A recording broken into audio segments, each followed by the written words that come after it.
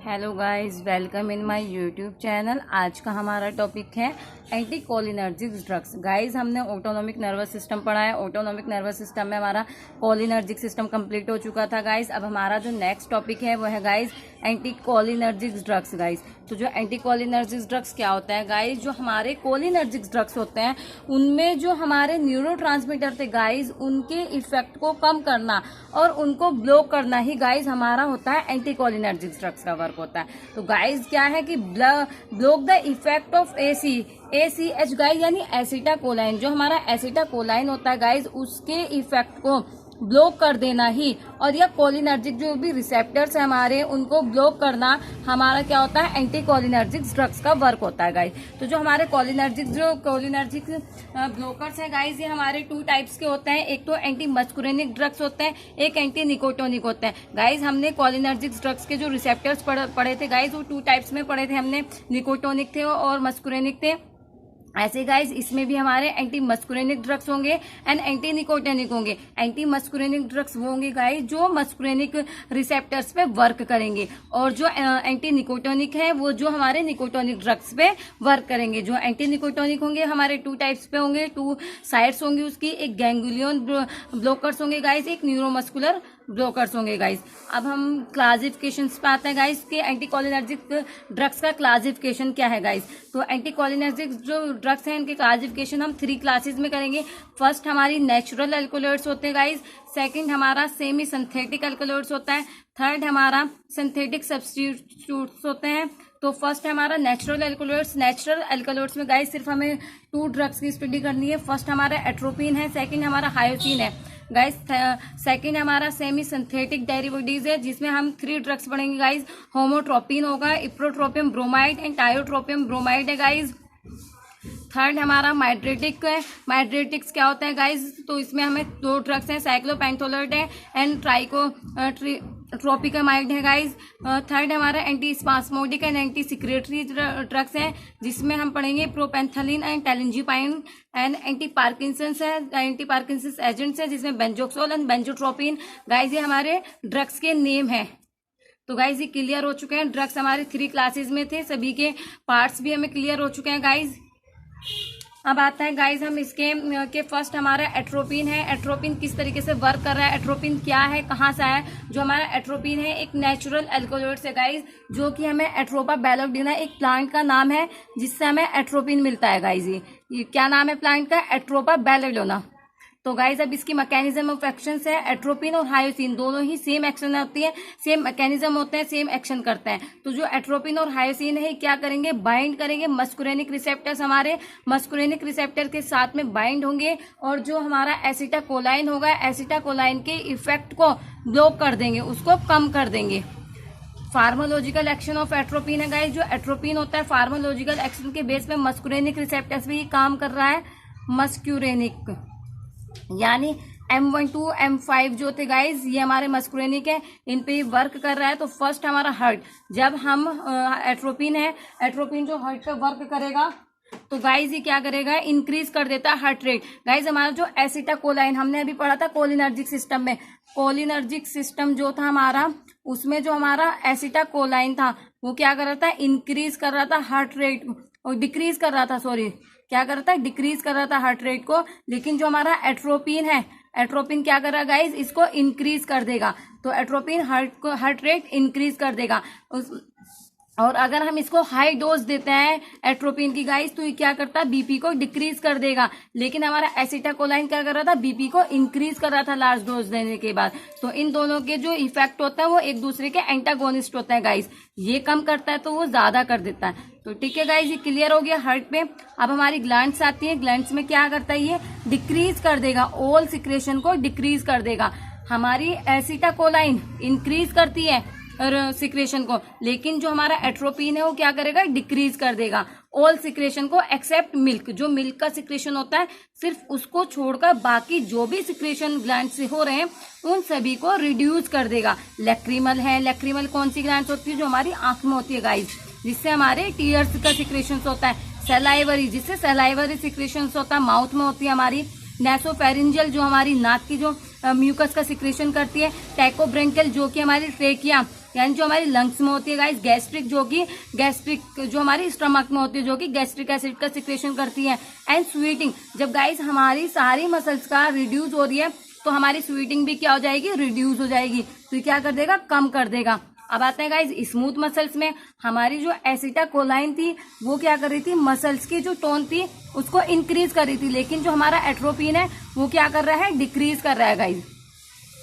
आई पे आते हैं। आई में क्या करता है, प्रोड्यूस करता है माइड्रेसिस। माइड्रेसिस का मतलब होता है वैसो डायलेशन ऑफ पुलपिल, यानी जो हमारी पुलपिल होती है, आई का जो पार्ट है पुलपिल, उसको उसकी जो कंट्रैक्शन, उसको वैसो डायलेशन यानी उसको फैला देगा। और जो हमारी एसिटाकोलाइन थी, एसिटाकोलाइन जो थी गाइस वो क्या कर रही थी, माइड्रेटिक्स कर रही थी, वो कर रही थी मायोसिस। मायोसिस मीन था कॉन्ट्रैक्शन करना, यानी वो क्या कर रही थी, कॉन्ट्रैक्शन कर रही थी एसिटाकोलाइन। लेकिन जो हमारा एट्रोपिन है गाइस, ये क्या कर रहा है, ये कर रहा है माइड्रेसिस। माइड्रेसिस यानी इसी क्या कर रहा है, इसको वैसोडाइलेशन कर रहा है, यानी इसको फैला रहा है। ठीक है गाइस। सीलियरी मसल्स, अगर हम इसको लार्ज डोज ले लेते हैं एट्रोपिन की, तो जो हमारी सीलियरी मसल्स होंगी आईज की, वो पैरालाइज्ड हो जाएंगी। और जो हमारा IOP guys, intra ocular pressure, ये क्या हो रहा है, इंक्रीज हो रहा है। और एसिटाकोलाइन क्या कर रहा था, इंट्राओक्यूलर प्रेशर को डिक्रीज कर रहा था, लेकिन जो हमारा एट्रोपिन है गाइस, ये क्या कर रहा है, इंक्रीज कर देता है। अब गाइस हमारा फिफ्थ आता है सीएनएस। सीएनएस पे क्या करता है, ये इन हायर डोज, अगर हम सीएनएस पे अगर हमारी एट्रोपिन की हायर डोज हो जाती है तो ये स्टिमुलेट कर देगा, रेस्टलेसनेस हो जाएगा, डिसओरिएंटेशन यानी कभी कुछ समय के लिए भूल जाना, हॉल्यूसिनेशन यानी आभास होना किसी भी चीज का, इमेजिनेशन, एंड डायलेरिया में पागलपन हो जाना। अगर इसकी लास्ट डोज हम देते हैं, पेशेंट को लास्ट डोज हो जाती है, तो ये सारे कैरेक्टर्स निकल के आते हैं, सीएनएस पे इफेक्ट होता है। तो गाइज हमारा एट्रोपिन कहाँ से आया है, इसकी मैकेनिज्म एक्शन क्या है गाइज, ये पूरी क्लियर हो चुकी है हमें। इसके फार्मोलॉजिकल एक्शन क्लियर हो चुके हैं। 5 पे ये एक्शन लेता है, हार्ट पे, ग्लैंड्स पे, smooth muscles, I and CNS पे लेता है गाइज। अब हमारा जो अब इसके बाद हम पढ़ते हैं गाइज फार्माकोकाइनेटिक्स। अभी शुरू वाला जो हमारा लेक्चर था उसमें बताया था किसी भी ड्रग्स को पहले हमें पता होना चाहिए ड्रग्स क्या है, उसकी फार्माकोकाइनेटिक्स क्या है, उसकी टॉक्सिकोलॉजी क्या है, उसके यूजेस क्या है, उसकी फार्माकोडायनेमिक्स क्या है। इसी तरीके से हम पढ़ेंगे फार्माकोकाइनेटिक्स। जो हमारा एट्रोपिन होता है गाइज, एट्रोपिन या हायोसिन दोनों ही हमारे वेल एब्जॉर्ब्ड हैं, यानी वॉल के थ्रू एब्जॉर्ब हो जाते हैं। और बीबी, ये क्या करते हैं, बीबी को क्रॉस करते हैं, blood brain barrier, full form है बीबी की। ये मेटाबोलाइज्ड इन लीवर, और इनका जो मेटाबॉलिज्म में होता है वो कहाँ होता है, लीवर में होता है। और जो एक्सक्रीशन होता है वो हमारा किडनी के थ्रू होता है गाइज। टॉक्सिकोलॉजी क्या है गाइज, मैंने फर्स्ट वीडियो में आपको बताया था।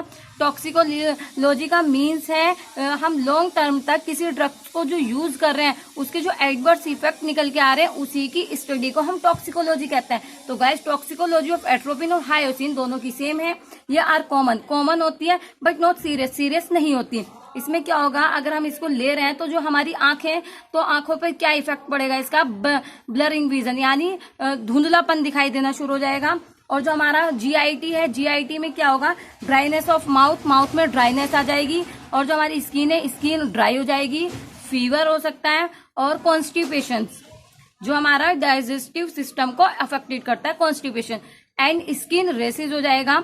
और सीवीएस, जो हमारा कार्डियोवैस्कुलर सिस्टम है, कार्डियोवैस्कुलर सिस्टम पे जो इफेक्ट डालेगा उसमें पाल्पिटेशन हो जाएगा। पाल्पिटेशन मीन्स घबराहट होना। एंड सीएनएस पे रेस्टलेसनेस, डायलेरियम पागलपन, हॉल्यूसिनेशन यानी हमारा इमेजिनेशन। एंड कोमा में भी जा सकता है पेशेंट अगर इसको हम लॉन्ग टर्म तक यूज कर रहे हैं। गाइस अब आते हैं इसकी यूजेस पे। हमारे यूजेस के हम जो हमारे एंटीकोलिनर्जिक्स जो ड्रग्स हैं हम उनको किस किस सिचुएशन में दे सकते हैं। फर्स्ट है हमारा